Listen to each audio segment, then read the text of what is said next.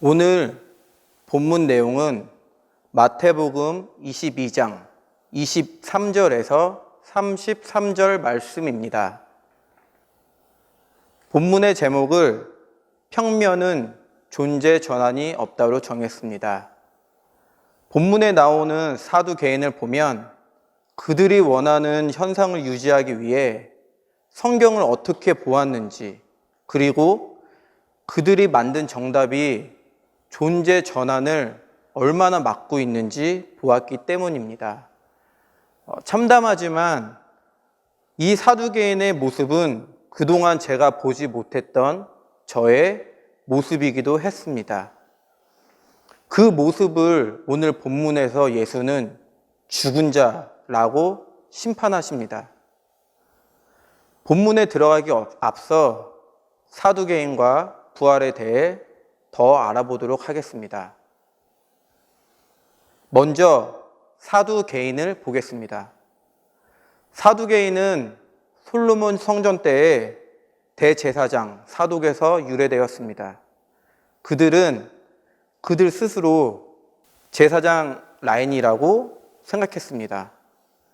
그러므로 사두개인들은 그들의 영광의 시대인 솔로몬 성전으로 되돌아가길 원했습니다. 우리와는 다르게 돌이킴이 그 성전 건물에 있었던 거죠. 그들의 사회적 위치는 대제사장, 사내들인의 주 세력, 그리고 성전에 있었으니 그걸로 돈을 벌어 돈이 많았겠죠. 그러니 귀족층이었습니다. 그리고 당시에는 종교가 정치와 밀접한 연관이 있었기에 정치에도 지대한 영향을 미쳤습니다. 돈도 있고 권력도 있고 사회적 지위가 있는 지배층이었던 거죠. 그것들을 유지하는데 총력을 기울였습니다. 이런 지배층들의 공통점이 뭐죠? 바로 그들의 정답이죠. 그 정답은 아주 강합니다. 그들은 성경에서 오경만 믿습니다. 다른 성경은 믿지 않습니다. 그리고 부활, 천사, 영혼, 사후 심판 등을 부인했습니다. 믿지 않았던 거죠. 지금 살아가는 현상이 중요했기 때문에 믿을 필요가 없었던 거죠. 사실 오경만 제대로 보고 제대로 믿어도 그렇지 않을 텐데 말이죠. 그 내용은 나중에 자세히 살펴보도록 하겠습니다. 그렇게 사두개인은 하나님 말씀을 그들의 논리와 그들의 체계로 제한시켜버렸습니다. 마치 지금의 교류와 같이 말이죠. 정답, 또 옳음은 차고 넘치지만 하나님의 가슴을 만나지 못한 것입니다. 이 본문에서는 그들의 강한 정답 중에 하나인 부활, 부정에 대해 얘기를 하고 있는 것입니다. 그럼 다음으로 부활에 대해서 알아보도록 하겠습니다. 원어로는 아나스타시스, 뜻은 다시 일어서기, 위로 서다, 일으킴을 받다, 이런 여러 가지 뜻이 있습니다. 헬라어에서 끝에 시스가 붙으면 여성 명사가 됩니다. 여기에 좀 의미를 부여하자면 부활은 하나님의 영향력을 받아 새로운 존재로 거듭나는 것을 말합니다. 그러니까 여성 명사이기 때문에 이 부활은 스스로 일어나는 것이 아닌 남자의 씨를 받아 그 씨로 생명을 잉태하는 여성처럼 아버지의 말씀을 받아 생명력이 없는 상태에서 꼿꼿이 서는 걸 의미합니다. 그리고 꼿꼿이 일어서다라는 의미의 남성 명사가 또 있습니다. 스타우루스, 바로 십자가죠. 그러니 십자가와 부활은 결코 떼어놓고 말할 수 없는 것입니다. 이 여성 명사는 수용성을 나타냅니다. 아까 얘기했듯이 스스로 할 수가 없습니다. 부활은 스스로 할 수 없는 거죠.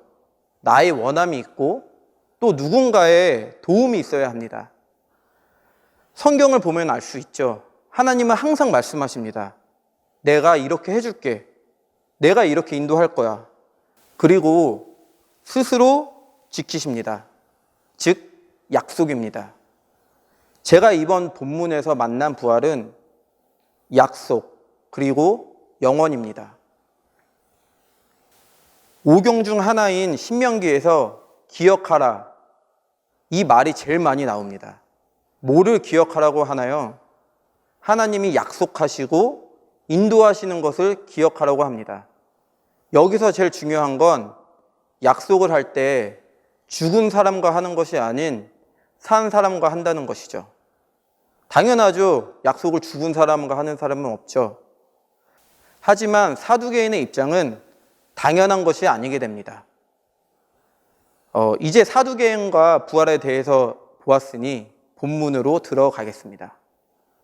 23절, 부활이 없다 하는 사두개인들이 그날에 예수께 와서 물어 가로되. 사두개인이 왜 부활이 없다고 했는지 우리는 잘 알고 있죠. 현상이 중요하고 또 그것이 중요한 사두개인들은 부활이 필요가 없는 거죠. 아니, 있어도 믿지 못하는 거죠. 있어서도 안 되고요. 그 사두개인들이 예수께 와서 묻습니다. 구하고 찾고 두드리는 것이 아니죠. 물어보는 것이죠. 24절, 선생님이요. 선지자여가 아닙니다.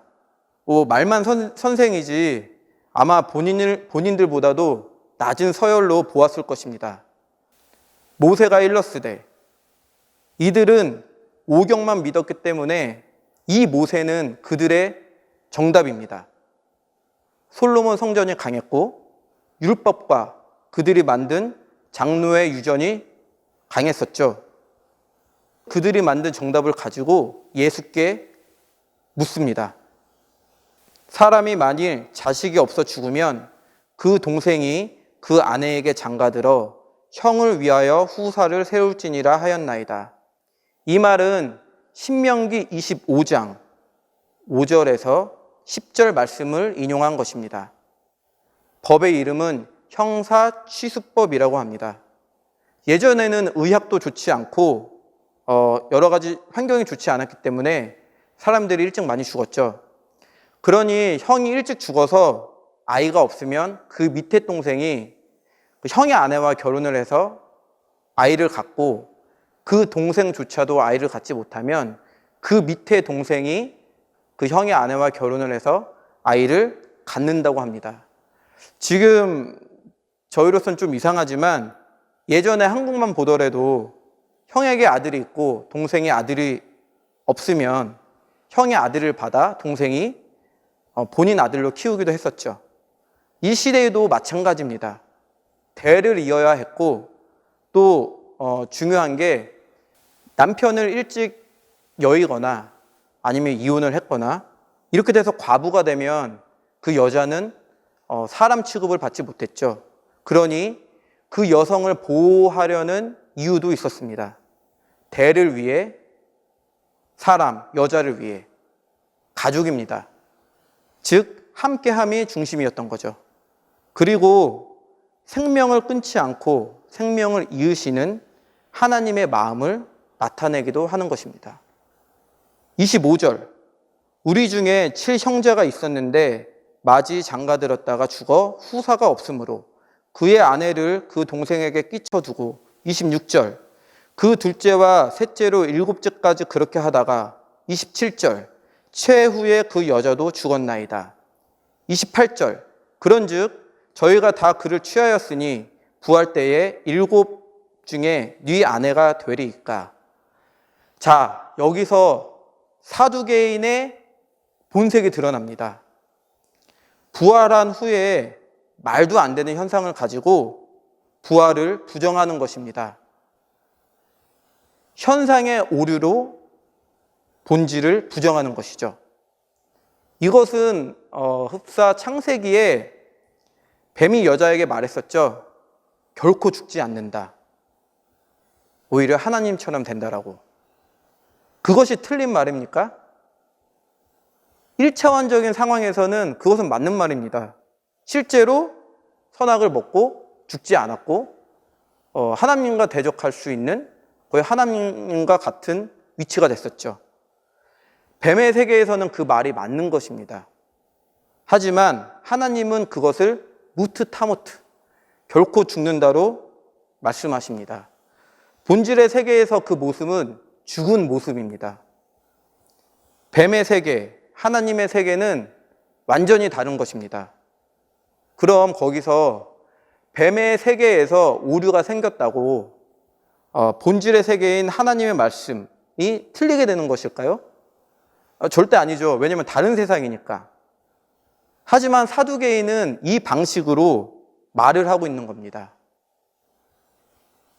현상이 틀렸기 때문에 본질은 아니다. 이건 말이 안 됩니다. 오히려 웃기기조차 합니다. 하지만 사실 좀 더 우리의 모습을 들여다보면 저희가 그렇게 말을 하고 그렇게 살고 있는 것입니다. 29절, 예수께서 대답하여 가라사대 너희가 성경도 하나님의 능력도 알지 못하는 걸로 오해하였도다. 성경을 내가 지키고 싶어하는 정답, 그리고 문자적으로 해석한다면 모를 수밖에 없습니다.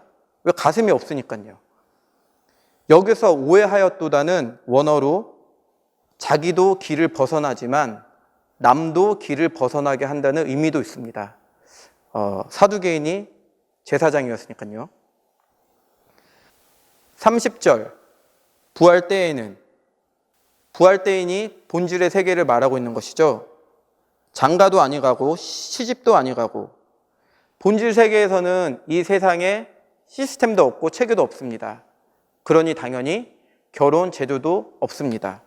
결혼 제도가 없으니 장가도 없고 시집도 없는 것이겠죠.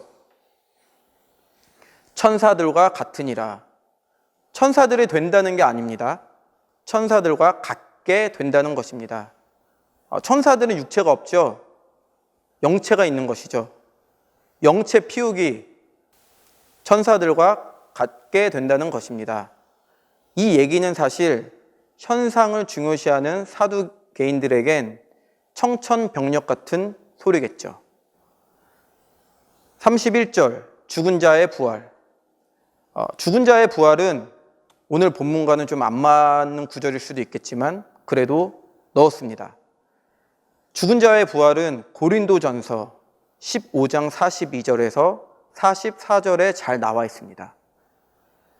죽은 자의 부활도 같으니 썩을 것으로 심고 썩지 아니할 것으로 다시 살아나며 욕된 것으로 심고 영광스러운 것으로 다시 살아나며 약한 것으로 심고 강한 것으로 다시 살아나며 육의 몸으로 심고 신령한 몸으로 다시 살아나나니 육의 몸이 있은즉 또 영의 몸도 있느니라.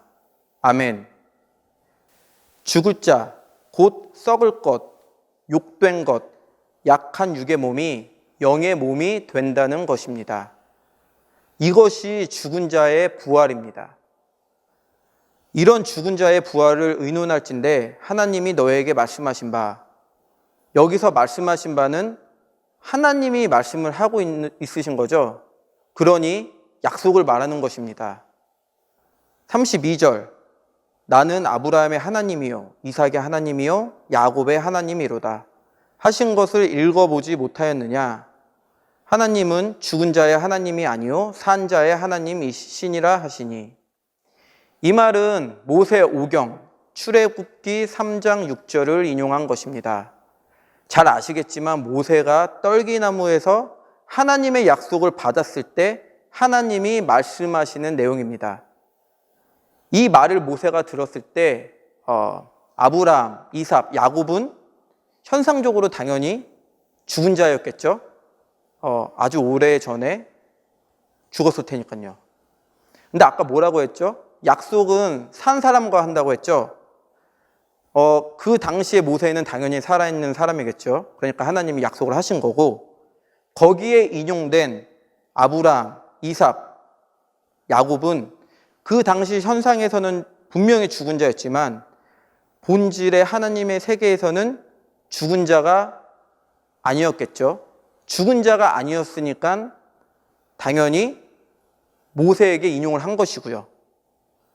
본질의 세계에서 그들이 살아 있으니까 하나님도 살아 계시는 것이고요.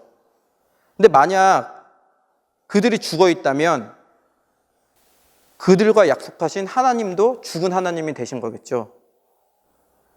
그러니 본질의 세계에선 영원히 살아있는 아브라함, 이삭, 야곱을 언급한 것입니다. 이런 의미로만 봐도 부활, 영원함은 있는 것입니다. 너무 의미적으로 본 것 같은데 그럼 글자로만 한번 보겠습니다. 출애굽기 3장 6절의 이 내용을 히브리 원어로 보면 동사가 없습니다. 모두 명사입니다. 히브리어로 그 현재의 상태나 불변의 진리를 표현할 때는 명사들만 쓰여집니다. 그러니 이 내용은 의미적으로나 문자적으로나 본질 세계의 영원함을 말하고 있는 것입니다. 그리고 떨기나무 사건 때 모세에게 어떤 일이 일어났죠? 양치는 목자에서 하나님 마음을 아는 존재로 다시 태어나게 된 것이죠. 즉, 존재 방식이 전환되는 일이 일어난 것입니다. 그러니 부활은 짠! 하고 살아난 것이 아닌 존재 방식의 전환이 되는 것을 말하는 것입니다. 이렇듯 오경만 보고 믿는다고 해도 부활을 부정할 수가 없습니다. 하지만 사두개인들은 그 본인들이 지키고 싶어하는 성전, 그들의 위치, 돈, 그 현상 유지를 최대한 중요시하며 자기의 정답, 에고로 말씀을 보았으니 당연히 부활을 믿지 못하게 되며 오히려 부활이 있으면 안 되게 되는 것입니다. 사두개인은 엄밀히 말하면 오경도 제대로 보지 못하고 제대로 보지 못하니 제대로 믿는 것도 아니고 본인들이 만든 우상, 교리, 정답 그리고 그들이 원하는 성전만을 지키려고 한 것일 뿐입니다. 33절 무리가 듣고 가르침에 놀라더라. 여기서 가르침은 지식이 아닌 원리를 가르치는 것입니다. 이번 주 본문은 예수가 사두개인에게 돌이키라고 말씀하시는 것이 아닙니다. 이들의 정답에 대한 심판입니다. 너희는 너희가 만든 죽은 하나님을 믿는 죽은 자이다 라고 심판하는 것입니다. 우리도 사두개인처럼 우리의 정답을 가지고 살고 있습니다. 그 정답은 나의 삶, 나의 지식, 내가 보고 느낀 성경, 또 내가 지키고 싶어하는 것들로 만들어집니다. 그 정답은 참으로 무너지기 힘듭니다. 그야말로 그 정답은 그 죽은 자들의 강력한 무기입니다. 하지만 아이러니하게 그 정답으로 나의 모습을 볼 수도 있습니다. 아까 말했던 죽은 자의 부활의 구절처럼 나의 썩을 것, 욕된 것, 약함을 볼 수 있습니다. 하지만 본문의 사두개인처럼 그 정답으로 남을 찌르는 무기가 되기도 합니다. 오늘은 내가 어떤 상태인지, 나는 어떠한 정답, 무기를 가지고 있는지 묵상해 보시면 좋을 것 같습니다. 기도하겠습니다. 하나님, 말씀을 허락해 주셔서 감사합니다. 나는 사두개인과 다르지 않습니다. 오히려 더하면 더합니다. 돌이키는 걸 원치 않은 나에게 나의 정답의 저주를 보게 하셔서 처절함으로 아버지 집에 가고자 하는 마음을 허락해 주세요. 예수님의 이름으로 기도합니다. 아멘.